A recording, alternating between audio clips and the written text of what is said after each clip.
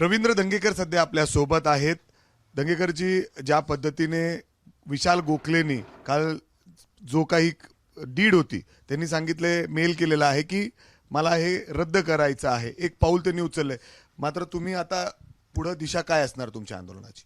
तुम्ही म्हणले रवींद्र दंगेकर सध्या आपल्याबरोबर, मी कायम तुमच्याबरोबर, सध्या नाही कायमच तुमच्याबरोबर आहे. कारण लोकशाही, जर आपल्याला लोकशाहीचं काही बाजू मांडायची असेल तर तुमची मला अत्यंत माझ्याबरोबर तुम्ही काम, मी तुमच्याबरोबर काम केलं पाहिजे. आणि तुम्ही जर लोकशाहीचे स्तंभ आहेत तर तुमच्याशिवाय ही लढाई मला पुढे जाताच येणार नाही. त्यामुळे कधीच म्हणायचं नाही सध्या कायम तुमच्याबरोबर आहे मी.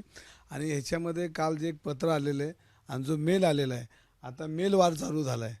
आता फेसबुकवर, तुमचा ट्विटरवर आता संपला असं दिसतंय. आता मेल वार चालू झाला, पण हा मेल वार शेवटपर्यंत जैन मंदिर ताब्यात मिळतपर्यंत हा मेल वार चालू राहणार आहे. आणि ज्या दिवशी मी परवाच म्हणलं की पहिला अंक संपलेला आहे, जेव्हा तुम्ही हातापाया पाडायला लागले तर पहिला अंक म्हणतो दंगेकर संपला आहे. आता दुसरा अंक चालू झालेला आणि दुसऱ्या अंकात पहिला आला मेल. आता तो दुसऱ्या अंकात तो हे सगळं संपलं नाही तर तिसरा अंक दंगेकरांचा परत चालू होईल. मग आता काय करणार आहात? पुढे काय, म्हणजे तुम्ही आज जाण्याचा निर्णय ठरवलेला की जैन बोर्डिंग हॉस्टेलमध्ये जाऊन तिथं जे गुरु आहेत त्यांना भेटणार, काय करणार आहात? मी तिथं तर आज माझं 10:30 वाजताचं धरणं आंदोलन होतं, पण त्याच्यावर मी भेटणार आहे. त्याच्यावर सविस्तर मी आपल्या सर्वांशी बोलणार आहे.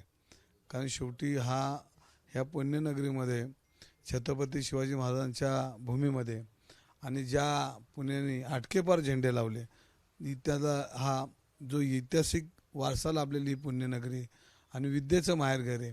अनेक मान्यवरांनी रक्ताचं पाणी करून ह्या पुण्याला विद्येचं माहेरघर कसं होईल त्यासाठी संस्था काढल्या, वसतिगृह काढली, शाळा काढले, कॉलेज काढले आणि जगातले सगळे विद्यार्थी ह्या पुण्यनगरीमध्ये शिकण्यासाठी येतात. आणि एक वेगळा मोठा दर्जा ह्या पुण्यनगरीला त्या काळामधल्या अनेक महात्म्यांनी ह्याच्यामध्ये योगदान दिले. आणि तुम्हाला सांगतो, स्वतःच्या घरातली प्रॉपर्टी, घरदार घाण ठेवून ह्या सगळ्या संस्था मोठ्या केल्यात. आणि ह्या संस्था ज्या वेळेला विद्यार्थ्याच्या मोडीत निघतात बिल्डरांना हाताशी धरून, त्यावेळेला एक रवी दंगेकर जर बोलला नाही तर त्याच्यासारखं मोठं पाप होणार नाही आणि पुढची पिढी माफ करणार नाही. म्हणून मला पुढच्या पिढीमध्ये ह्यांच्या गणतेत धरून आहे म्हणून मी माझा आवाज उठवत राहणार.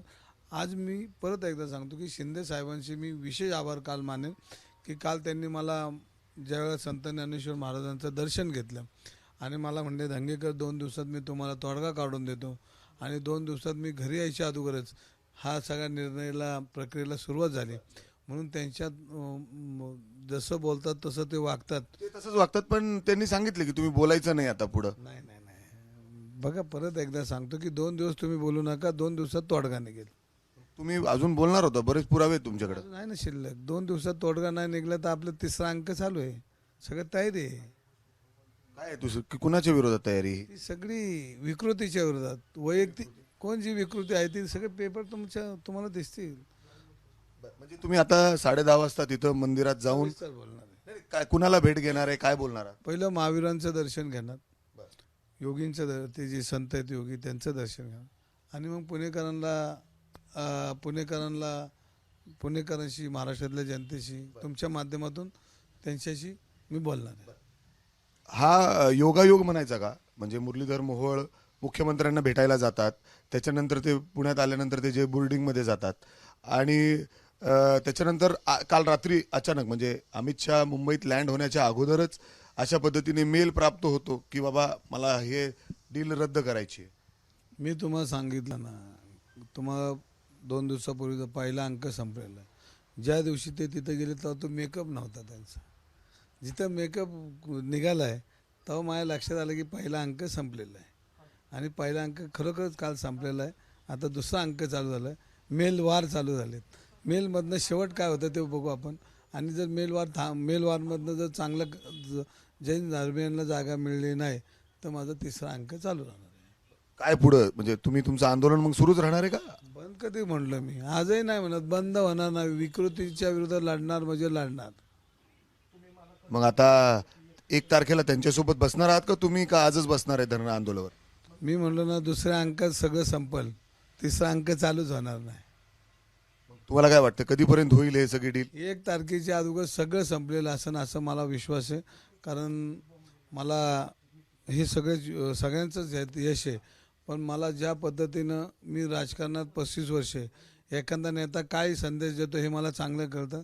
आणि त्या संदेशामध्ये त्यांनी सांगितले की 2 दिवसात तोडगा निघेल. आणि माझ्यासमोरच नाव नका विचारू त्या केंद्रीय मंत्र्याचे PHC सारखे फोन येत होते.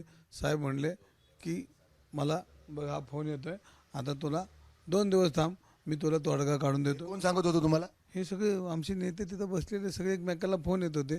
आता सगळं सविस्तर 10:30 आपलं तुम्हाला सांग. कुणाला फोन करते? एकनाथ शिंदेना फोन येत होते का? शिंदे साहेबांना फोन येत होता, सामंत साहेबांना फोन होता, शिंदे साहेबांच्या PA फोन येत होता, सगळ्यांनाच फोन येत होते. कुठून येत होते? आता ते 10:30 वाजता शिल्लक तोप अहो कुठून? दिल्लीतून फोन येत होते? कुठून? जे आहेत ते तर जरा मी सांगतो नाही बस सगळे शिंदे साहेबांनी असंही सांगितलं काय बोलायचंच नाही? नाही. शिंदे साहेब हे कडवे शिवसैनिक आहेत. त्यांना फोन कोणाचा येत होता दिल्लीवरून? पण ज्यांनी फोन करत होता तेव्हा ते ठामपणे मला असं वाटतं की हे दुसरंच आहे. तर त्यांनी ते जे बोलत होते त्याच्यामध्ये त्यांना ठाम कोणीतरी विश्वास दिला असं हा प्रकरण आम्ही मिटवून टाकू.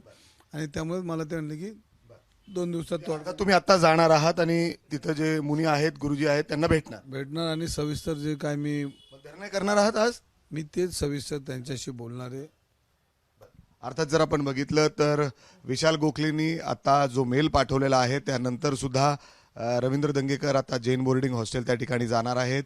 तिथं मंदिरात दर्शन घेणार आहेत आणि तिथं असलेले गुरूंची चर्चा देखील करणार आहेत आणि पुढच्या त्यांच्या आंदोलनाची दिशा ते त्या ठिकाणी स्पष्ट करतील. मात्र जोपर्यंत हा लढा पूर्ण संपत नाही, जैन बोर्डिंगची जागा त्यांना मिळत नाही, तोपर्यंत अशाच पद्धतीने हा लढा सुरू राहील अशी भूमिका या ठिकाणी रवींद्र दंगेकर व्यक्त करतायत. कॅमेरामॅन विजय राऊतसह मी मिकी गई, ABP माझा, पुणे. ABP माझा, उघडा डोळे बघा नीट.